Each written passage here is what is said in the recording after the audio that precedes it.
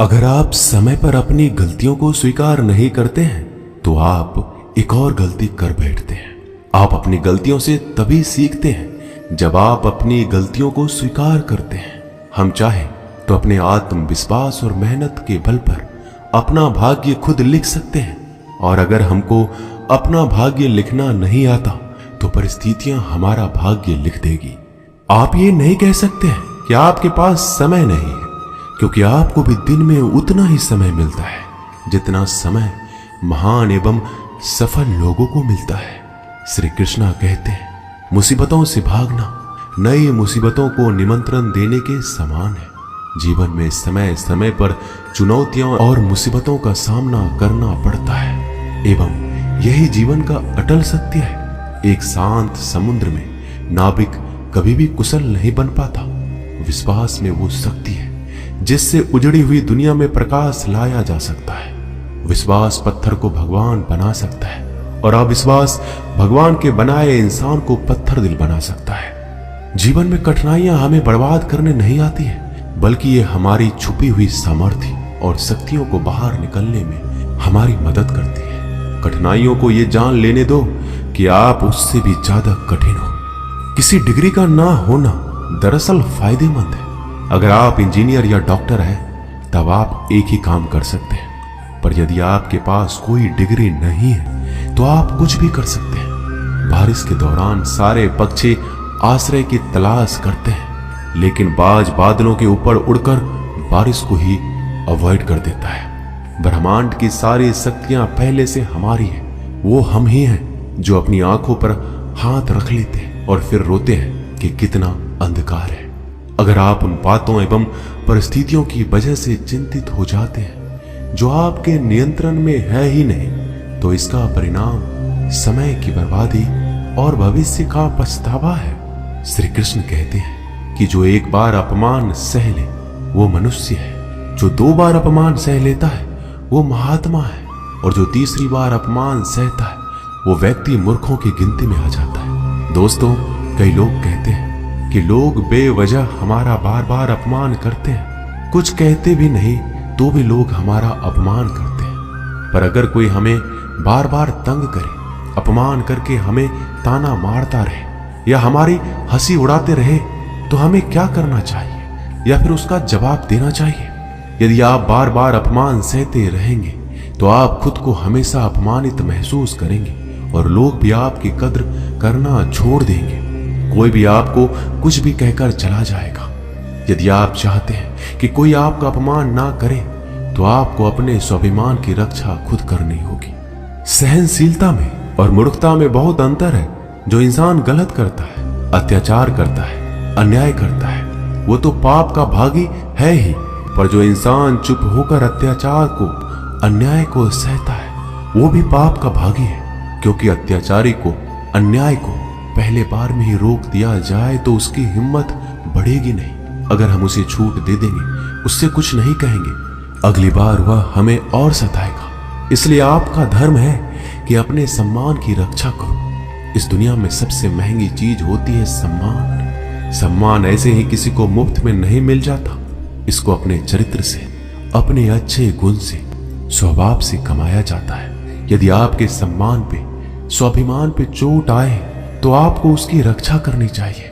यदि आप चाहते हैं कोई भी आपका अपमान ना कर सके, कोई भी आपके सम्मान को, स्वाभिमान को चोट ना पहुंचाए, तो 3 बातें आप हमेशा याद रखना।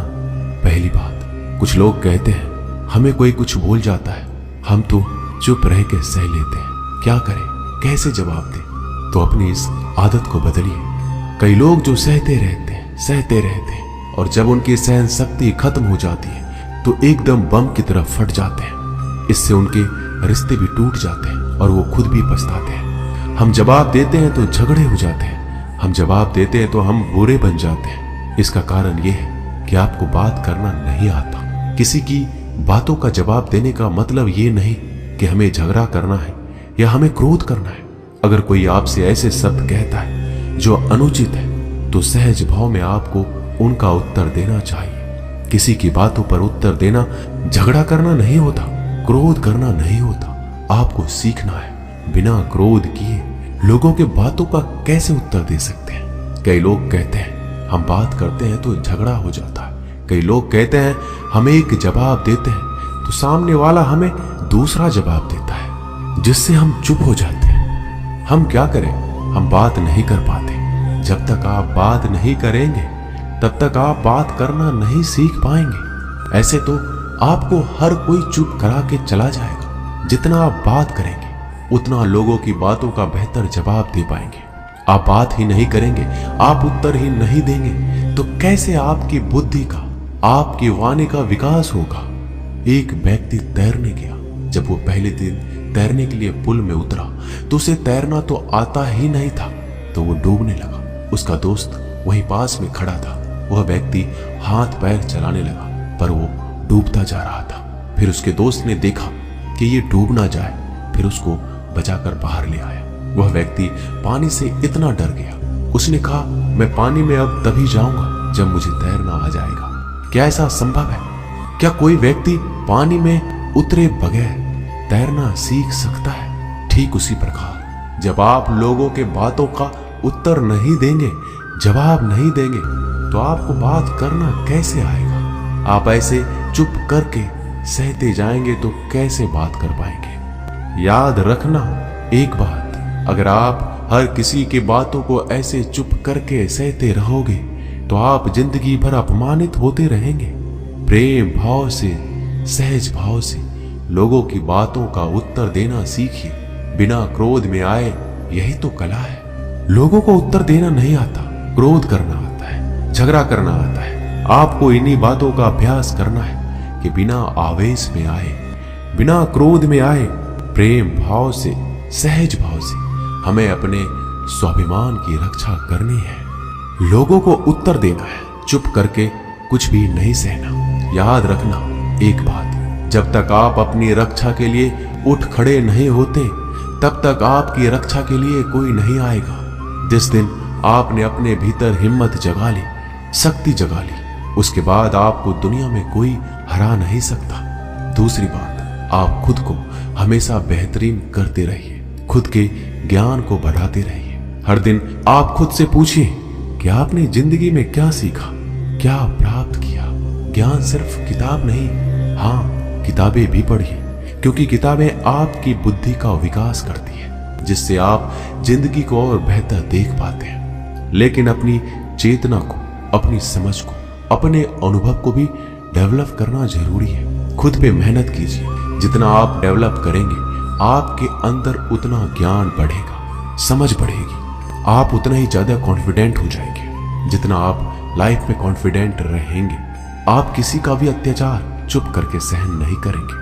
फिर आप अपने सम्मान की रक्षा खुद करेंगे। तीसरी बात, आप मूर्ख लोगों से, बुरी संगतों से दूर रहिए, क्योंकि ऐसे लोग कभी किसी को खुशी नहीं देख सकते। ऐसे लोगों को दूसरों की खुशी से ईर्ष्या होती है।